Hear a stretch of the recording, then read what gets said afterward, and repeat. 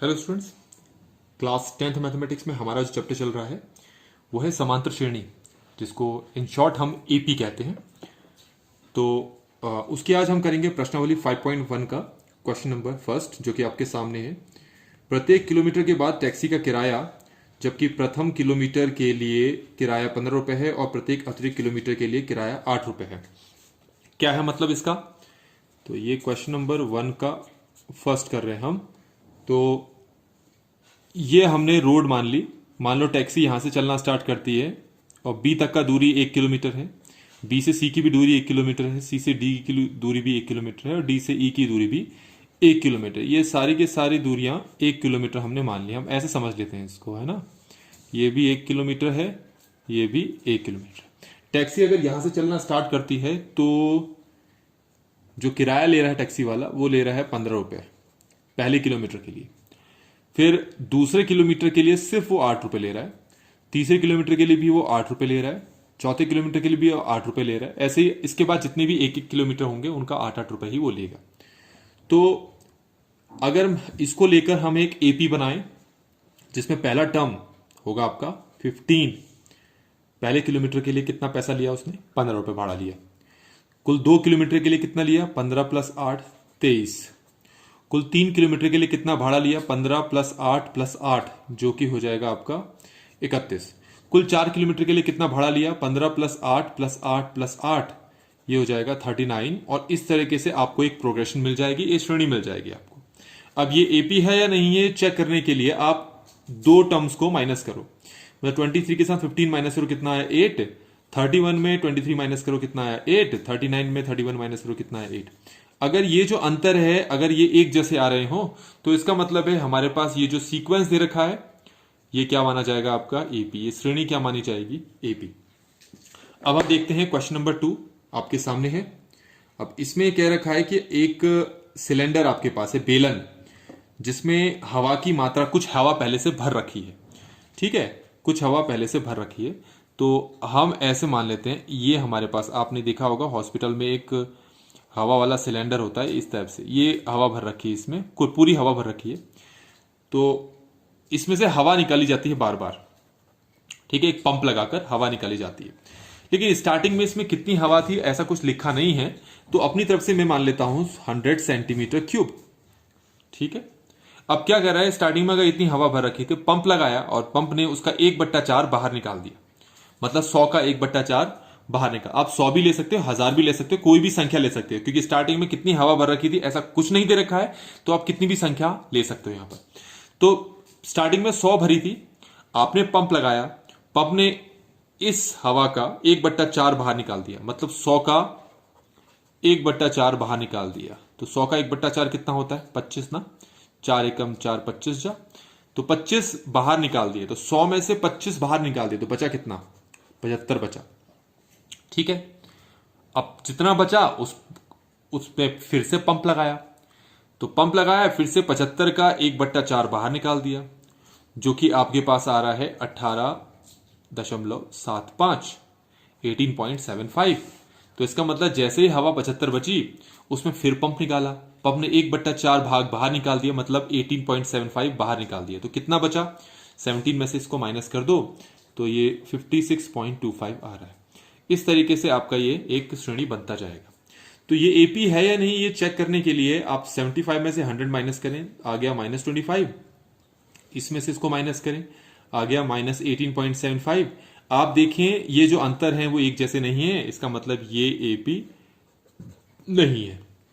अब ये तीसरा क्वेश्चन आपके सामने है, आप देखें तीसरा क्वेश्चन क्या दे रखा है।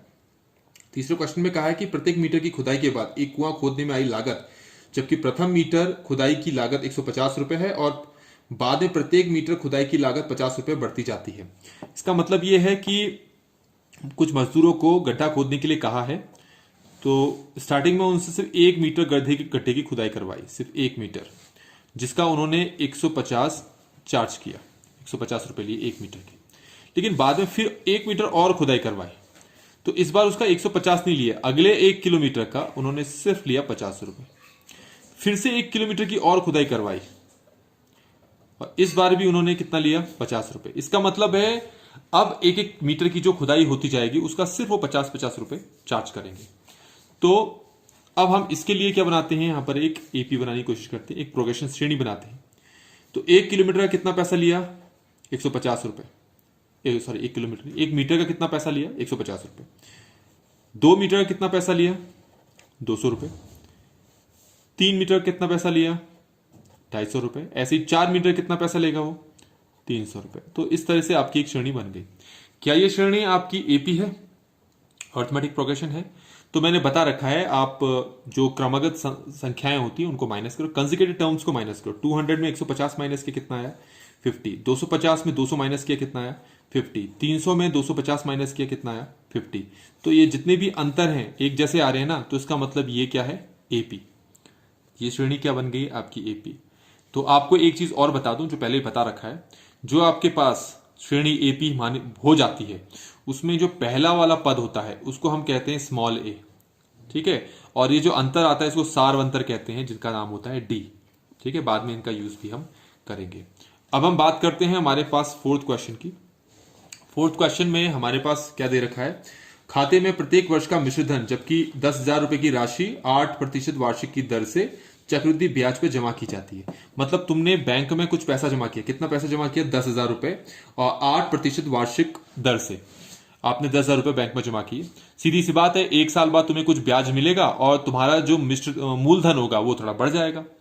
तो एक साल के अंत में तुम्हारा मिश्रधन कितना है वो निकालो, फिर 2 साल के अंत में निकालो, फिर 3 साल के अंत में निकालो, ऐसे करते जाओ।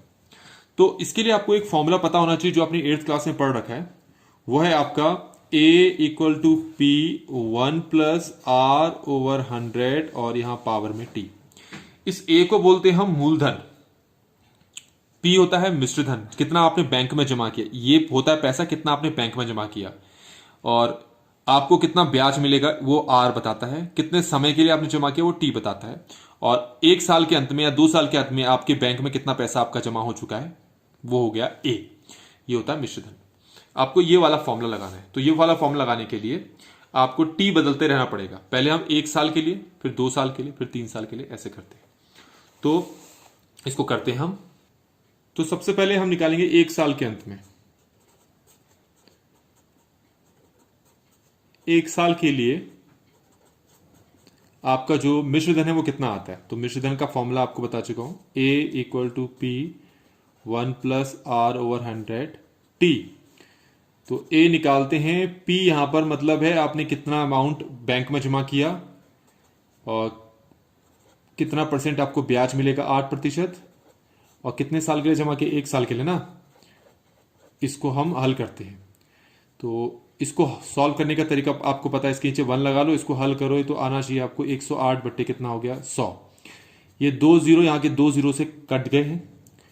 100 को 108 से गुणा करेंगे तो ये आएगा 10,800 रुपए। मतलब 1 साल के अंत में आपके अकाउंट में जो पैसा होगा वो 10,800 रुपए होगा। ऐसे ही हम बात करते हैं 2 साल के लिए। तो 2 साल के लिए A, अगर आपने 2 साल के लिए जमा किया होता तो 10,000 रुपए आपने जमा किए थे 8% वार्षिक दर से 2 साल, ठीक है। इसको भी सॉल्व करो इसी तरह। 10,000, इसको हम कैसे हल करेंगे, जैसे भी ऊपर बताया था, ये हो जाएगा 108 बट्टे 100 और पावर 2 हो गया 10,000।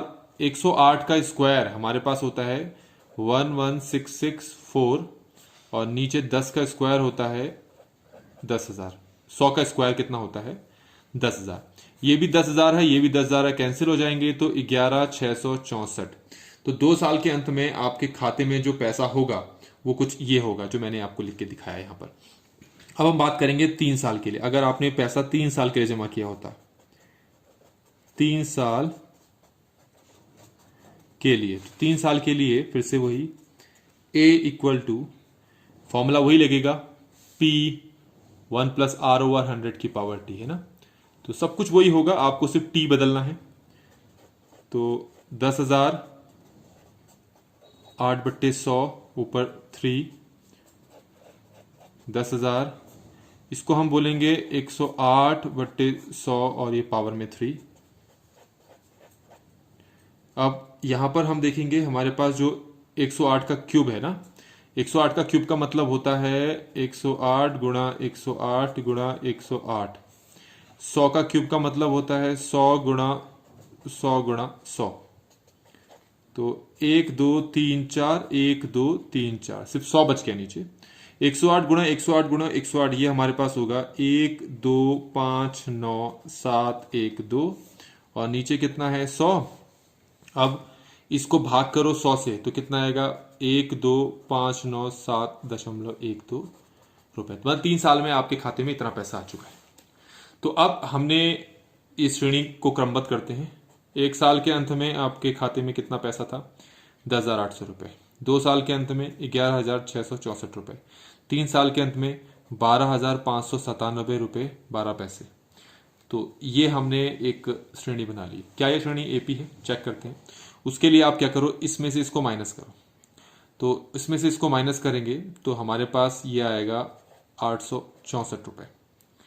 ऐसे ही इसमें से इसको माइनस करो और देखो कितना आ रहा है। ये आ रहा है 433, ये शायद आ रहा है 933 रुपए 12 पैसे।